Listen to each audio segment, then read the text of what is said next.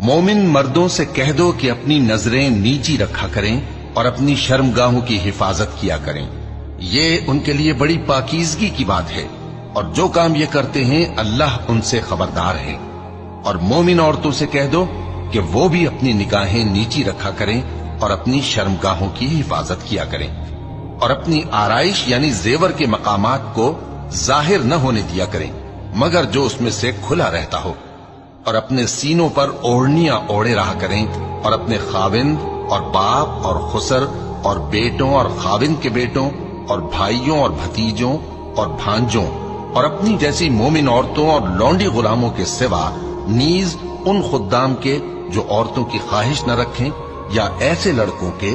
جو عورتوں کے پردے کی چیزوں سے واقف نہ ہوں، غرض ان لوگوں کے سوا کسی پر اپنی زینت اور سنگھار کے مقامات کو ظاہر نہ ہونے دے، اور اپنے پاؤں ایسے طور سے زمین پر نہ مارے کہ جھنکار کانوں میں پہنچے اور ان کا پوشیدہ زیور معلوم ہو جائے۔ اور مومنوں سب اللہ کے آگے توبہ کرو تاکہ فلاح پاؤ۔